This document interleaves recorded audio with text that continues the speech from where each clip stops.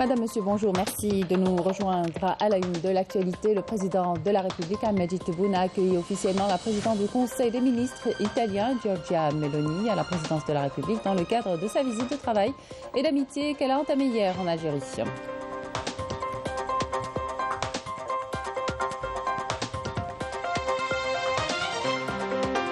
Sur invitation du général d'armée Thierry Burkhard, chef d'état-major des armées françaises, le général d'armée Saïd Chengriha, chef d'état-major de l'armée nationale populaire, entame une visite officielle en France à partir d'aujourd'hui.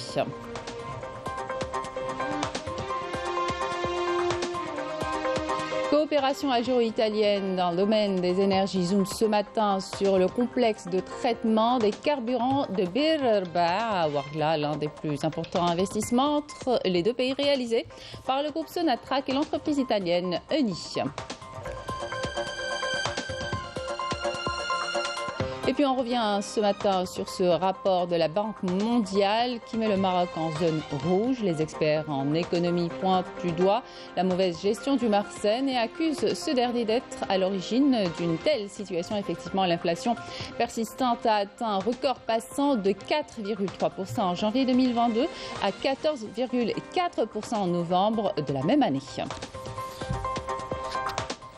Bienvenue à tous. Le président de la République, Ahmed Tebboune, a accueilli ce matin la présidente du Conseil des ministres italien, Giorgia Meloni, à la présidence de la République dans le cadre de sa visite de travail et d'amitié qu'elle a entamée hier en Algérie.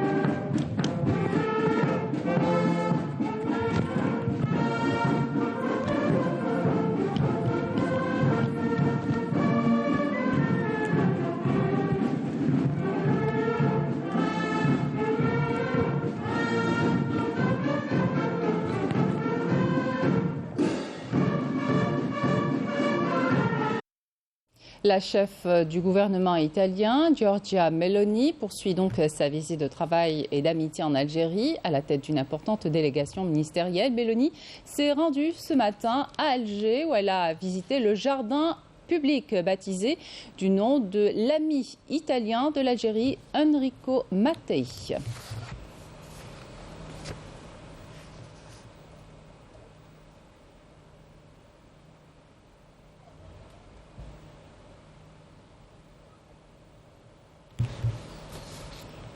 Sur invitation du général d'armée Thierry Burkhard, chef d'état-major des armées françaises, le général d'armée Saïd Chengriha, chef d'état-major de l'armée nationale populaire, entame une visite officielle en France à partir d'aujourd'hui. Cette visite qui s'inscrit dans le cadre du renforcement de la coopération entre l'armée nationale populaire et les armées françaises permettra aux deux parties d'examiner les questions d'intérêt commun.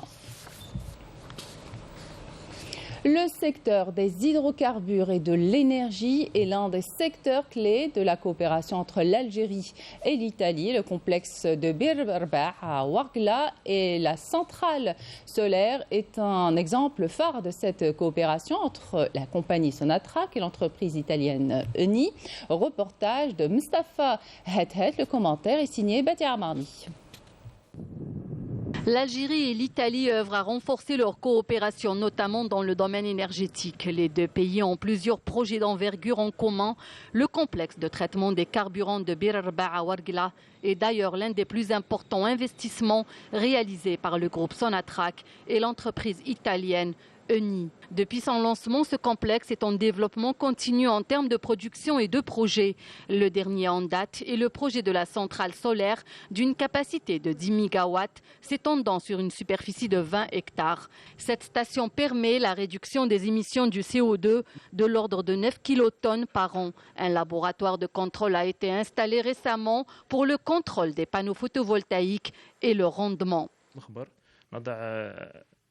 Au niveau du laboratoire, nous testons différents types de panneaux photovoltaïques en effectuant des expériences sur la tension et le courant. L'objectif est de choisir une meilleure qualité en termes d'énergie.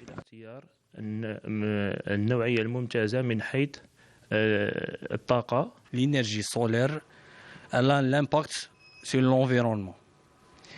Le taux de carbone réduit depuis Startup, le 9 juillet 2019, est de près 50 000 tonnes. Cette centrale solaire couvre à hauteur de 15% les besoins du complexe de production du pétrole et du gaz qui a connu 3 phases de développement qui lui ont permis d'augmenter les capacités de production et atteindre 120 000 barils jour. Actuellement, 72 000 barils de carburant et 5,5 millions de mètres cubes de gaz non traités sont produits quotidiennement.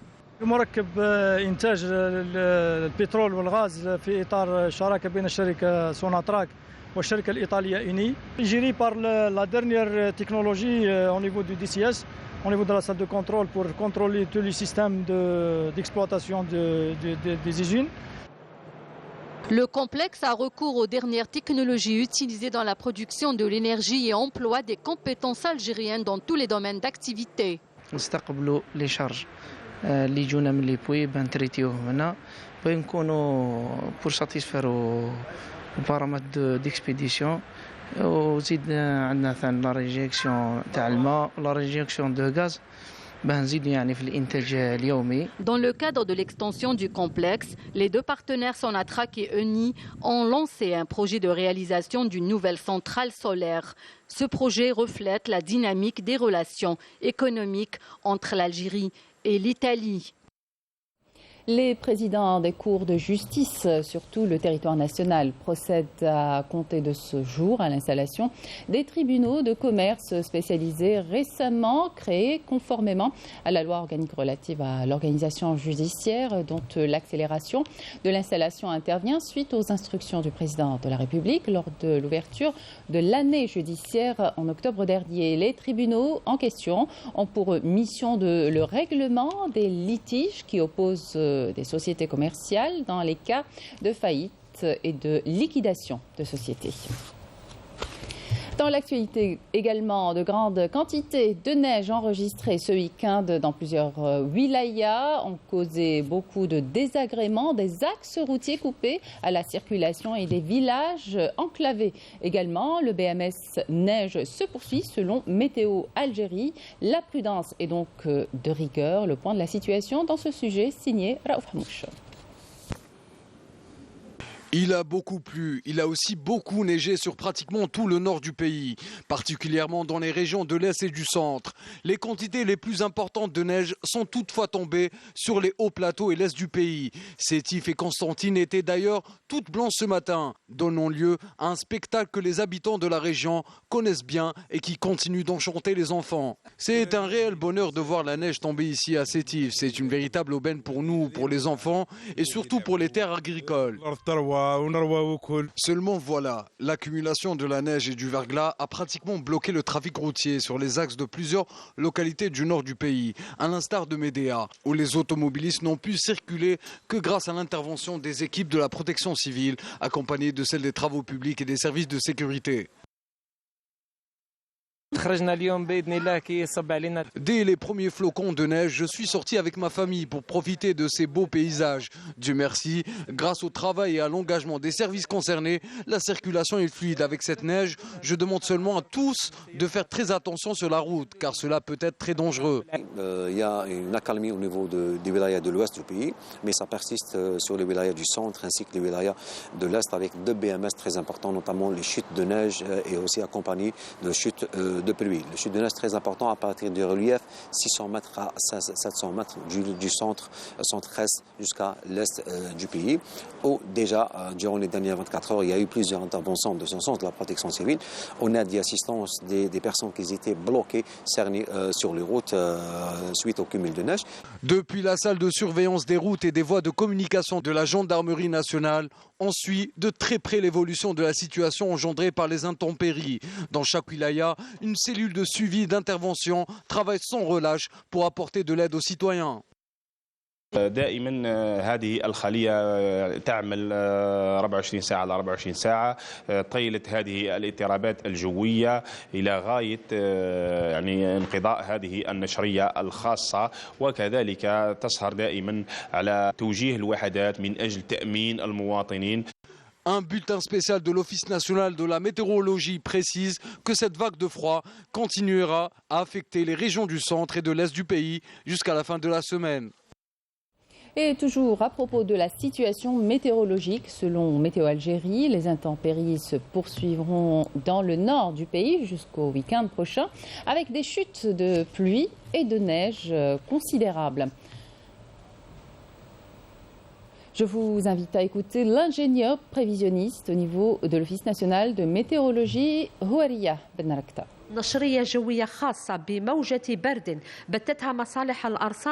Un BMS vague de froid a été émis par les services de l'Office national de la météorologie.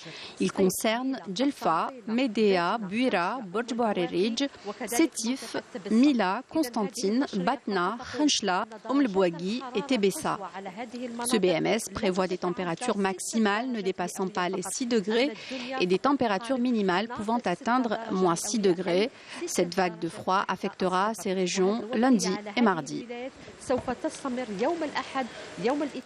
Brahim Ghali reconduit dans ses fonctions de secrétaire général du Front Polisario et de président de la République arabe sahraoui démocratique. L'élection des membres du secrétariat national du Front Polisario s'est tenue à Dakhla, dans les camps des réfugiés sahraouis, à l'issue du 16e congrès du Front Polisario. Rina Lerari. Clôture hier du 16e congrès du Front Polisario, un congrès qualifié de réussite par le président sahraoui Ibrahim Ghali, qui a assuré que les décisions prises lors du congrès sont conformes aux aspirations du peuple sahraoui. Cet événement historique particulier intervient dans une phase décisive de la lutte du peuple sahraoui pour sa liberté et son indépendance. Grâce à Dieu, cet événement démocratique a été couronné de succès, notamment grâce à la volonté du peuple sahraoui et des congressistes. Le président sahraoui a également évoqué l'élan de solidarité des 4 coins du monde envers la cause sahraoui. Ce congrès a vu la participation de plusieurs délégations et personnalités venues des 4 coins du monde, à savoir l'Afrique, l'Amérique latine, l'Europe et également l'Asie. Pendant 2 jours, ces participants ont abordé les derniers développements sur la scène internationale sahraoui, tout en exprimant leur soutien et solidarité envers la lutte du peuple sahraoui et son indépendance.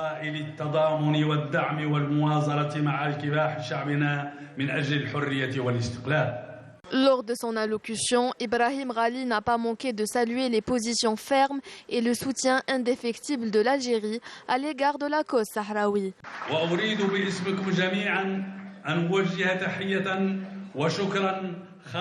Je saisis l'occasion afin de saluer et remercier particulièrement l'Algérie, le président de la République Abdelmejid Tebboune, ses partis politiques et l'ensemble de la société civile, sans oublier son armée populaire nationale qui n'ont jamais cessé de réaffirmer sa position constante en faveur du droit inaliénable du peuple sahraoui à l'autodétermination.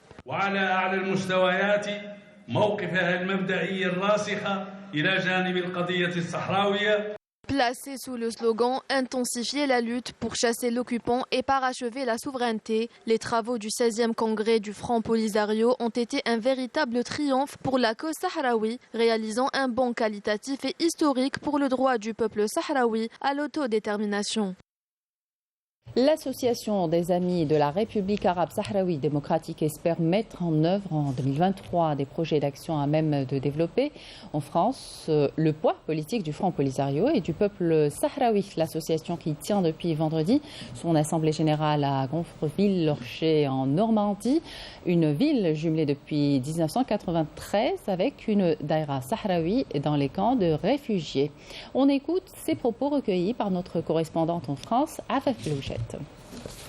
Il est important pour nous, après 30 ans de jumelage avec une ville du Sahara occidental, Jrefia, de réaffirmer notre soutien au peuple sahraoui, à son droit à l'autodétermination et à ce que ce peuple puisse retrouver son indépendance. Et il était important pour la ville de Gonfreville de réaffirmer cette nécessité. Donc je salue le peuple algérien qui accompagne cette démarche et en espérant que enfin la liberté du peuple sahraoui soit retrouvée dans les années à venir. Nous sommes en train de réussir une assemblée générale extraordinaire. C'est l'association des Amis de la Race qui se tient aujourd'hui son assemblée générale. Nous avons commencé à nous réunir hier.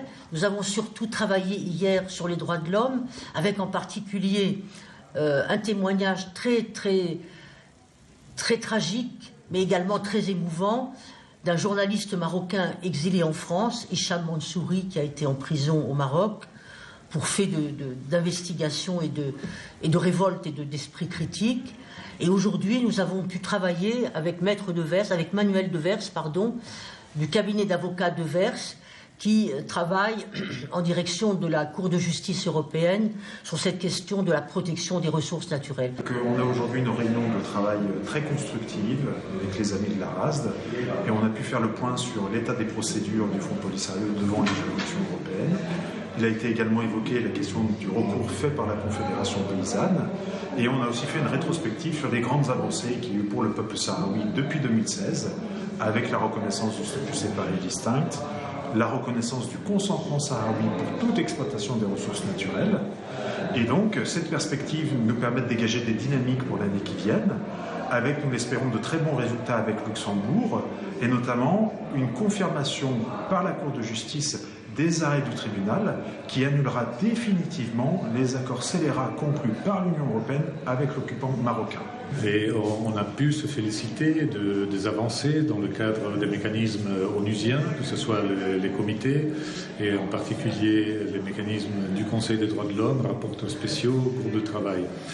Notamment le groupe de travail sur la détention arbitraire, qui ces dernières années a établi une jurisprudence qui dit que les Sahraouis qui font la promotion du droit à l'autodétermination sont incarcérés, jugés sur la base de procédures judiciaires qui ne respectent pas les règles internationales et qui sont condamnés sur la base simplement du fait déjà d'être Sahraoui, donc une discrimination raciale.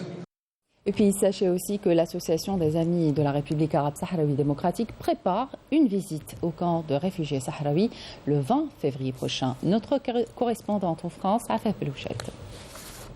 C'est une ambiance studieuse qui règne dans cette salle de la mairie d'Ivry où ces militants tiennent une réunion d'information préparatoire de leur voyage en février prochain au campement des réfugiés sahraouis qui s'inscrit dans l'action menée par l'association des Amis de la RASD, pérennisée depuis plusieurs années dans un objectif bien précis.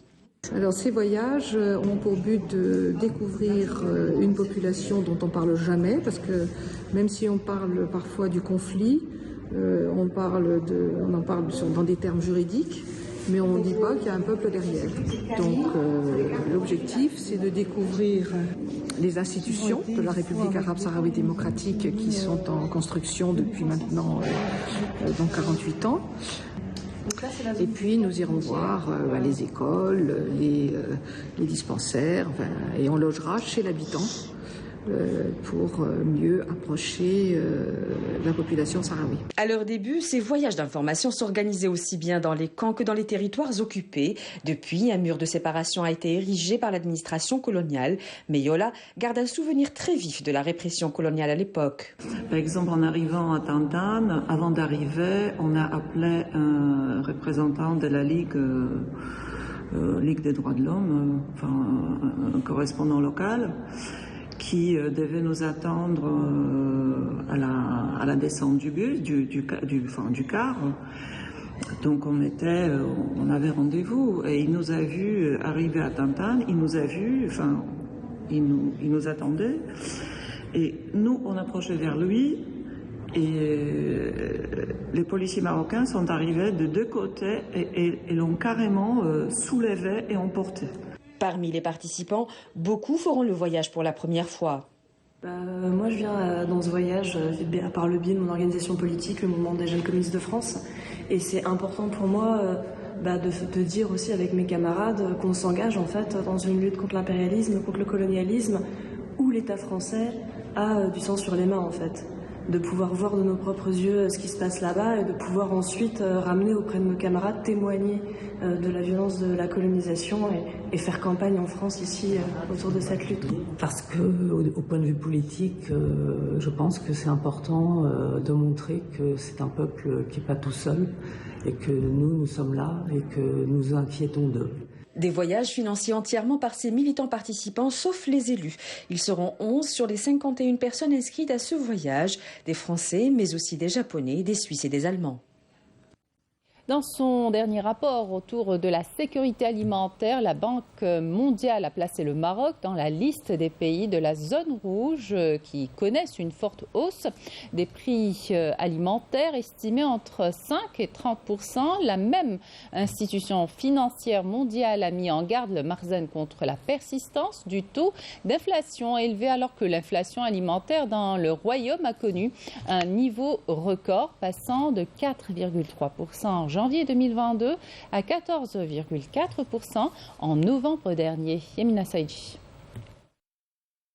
En plus d'être confronté à une crise sociale sans précédent, le Makhzen fait face à la pire crise économique jamais enregistrée depuis des décennies.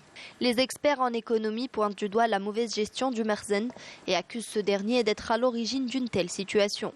Le Maroc a d'ailleurs été classé dans la liste des pays de la zone rouge par la Banque mondiale dans son dernier rapport sur la sécurité alimentaire des pays caractérisés par une forte hausse des prix alimentaires estimés entre 5 et 30%. La même institution financière mondiale a mis en garde contre l'inflation qui persiste et qui a atteint un record, passant de 4,3% en janvier 2022 à 14,4% en novembre de la même année. Le pouvoir d'achat des Marocains ne cesse de s'éroder, une paupérisation flagrante de la classe ouvrière qui a fait basculer plus de la moitié des foyers marocains sous le seuil de la pauvreté. Face à cette situation alarmante, les Marocains continuent d'investir les rues pour protester contre la cherté de la vie, la montée en flèche des prix des produits alimentaires de première nécessité et du carburant. Les Marocains n'en démordent pas. Même si le Makhzen continue de faire fi de leurs revendications, ils sont plus que jamais déterminés à se battre pour revendiquer le strict minimum. La sélection ivoirienne de football a validé son billet pour les quarts de finale en battant son homologue ougandaise 3-1 pour le compte de la troisième et dernière journée du groupe B du CHAN hier au stade Nelson Mandela de Barakri. Le Sénégal s'est qualifié pour les quarts de finale du CHAN après sa victoire écrasante sur la RD Congo 3-0 au stade 19 mai 1956 à Naba pour le compte de la troisième journée du groupe B de cette compétition continentale. On passe au programme du CHAN de ce lundi, troisième journée du groupe C au stade Shahid Hablaoui de Constantine, la rencontre Soudan-Madagascar à 20h. Et puis sachez aussi qu'une délégation du COCAN 2023 Côte d'Ivoire est à Alger. Elle a effectué ce matin une visite au stade Nelson Mandela de Barakri en compagnie de membres de la CAF pour s'enquérir du protocole d'organisation d'une rencontre de football au standard CAF. La compétition se déroule donc dans de bonnes conditions. Des propres aveux des sportifs et leurs délégations, la presse nationale et étrangère saluent la bonne organisation et les conditions d'accueil, comme vous allez le voir dans ce sujet de Linda Teboul. La réussite du CHAN dépend du bon fonctionnement de tous les aspects liés à l'organisation et notamment la prise en charge des médias pour assurer une bonne promotion à travers une bonne couverture de l'événement. Ça se passe très bien Au sein des médias, les journalistes sont quand même bien entretenus. Les volontaires sont là. L'accueil a été parfait. Les conditions de travail dans la salle de presse sont excellentes parce qu'on ne se plaint pas d'Internet.